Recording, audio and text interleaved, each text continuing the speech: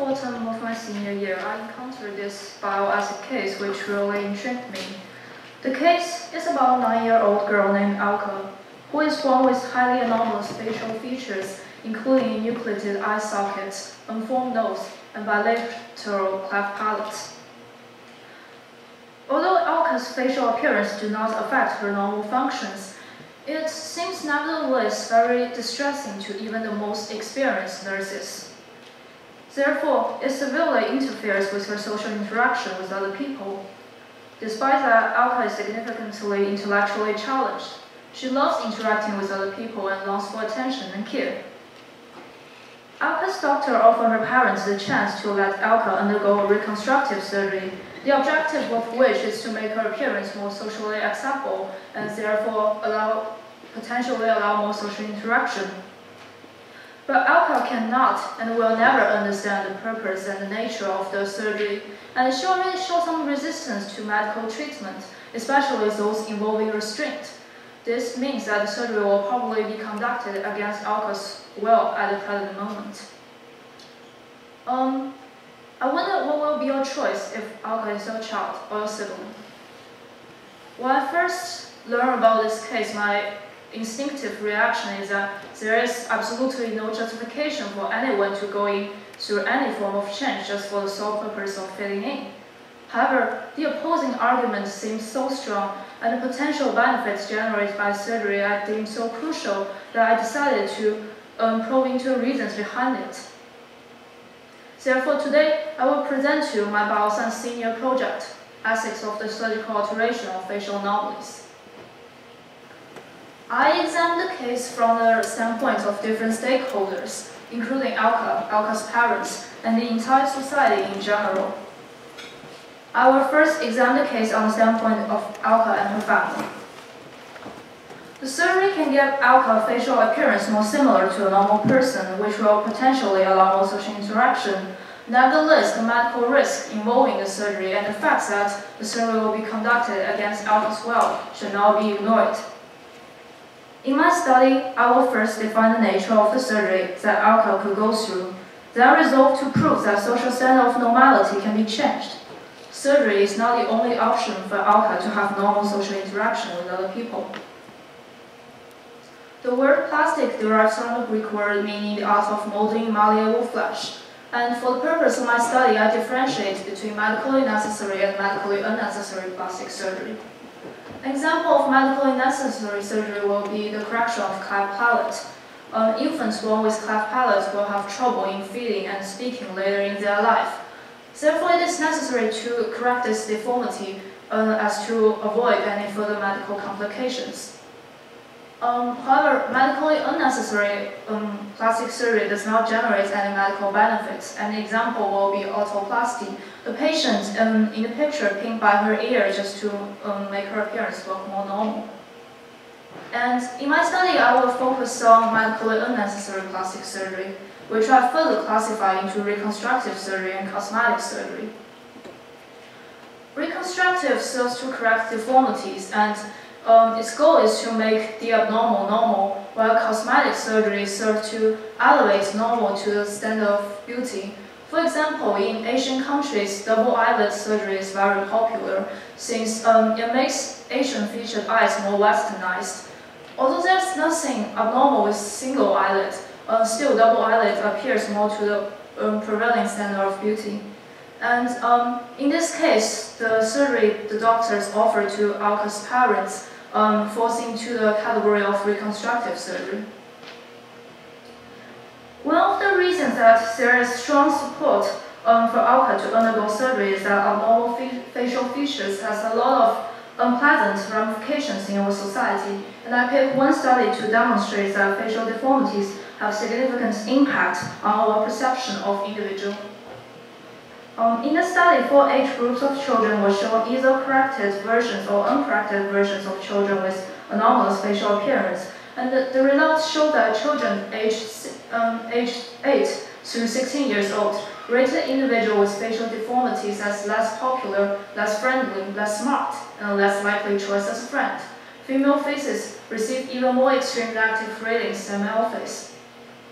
The study reveals that there is an ingrained bias against facial deformities which could be found in children at an early age. After clarifying the specific purpose of surgical alteration of anomalies and acknowledging the difficulties result from abnormal facial features, I attempt to define the concept of normality and to apply it to human facial features. When we try to define normality, we think of a range where the majority of people fall in, which can be well represented by the normal distribution. Normal distribution is a continuous probability distribution. It is commonly known as a bell curve. As some of you may know, a lot of human features are patterned according to a normal distribution across the population. For example, if we plot the height of 175 male college students, we will get a bell curve. While the majority of the people falls in the middle range between 5 feet 5 and 5 feet 9, there are several people scattering around the edge. Although taller height seems usually preferable, exceptional height variation are seen as equal no matter which end of spectrum it lies. When we apply normal distribution to a majority of human physical features such as height, the position of the point on the curve is neutral, and the distance between any of the points on the curve only indicates difference in quantity. However, when we start to apply the normal model to human facial appearance, we give qualitative difference to the neutral positions on the curve. A 0.3 standard deviation below the median is considered less desirable than a 0.3 standard deviation above the median, while in nature they have no value at all. The fact that the standard of normality varies across different cultures also supports the notion that normality is by nature a neutral concept, and a qualitative value is subjectively imposed by human beings. In ancient Egypt, abnormal physical features are seen as a sign of divinity. Dwarfs obtain positions of seniority in the society and gather numerous titles and privileges. Sculptures of ancient Egyptian gods represented a fusion of animals and human forms. The fact that artists in ancient Egypt does not attempt to beautify deformity suggests that there was a prevailing attitude of cultural acceptance of deformity. Our cultural attitudes towards deformity are a product of a particular value system inherited from classical Greece. In Greek literature, the importance of sound and how body is strongly emphasized. Aristotle took the step further by proposing a law preventing parents rearing deformed children. In Sparta, parents were legally obliged to abandon deformed infants to their deaths. During the classical period, artists searched for perfection in human form. Deformity was beautified to show mental anguish, while physical curiosity were only tolerated for the entertainment of their owners. After examining the case from the perspective of Alka, I took the standpoint of society as general. My previous research indicates that it is possible for the society to undertake changes so as to provide a more tolerant environment for people with facial deformities.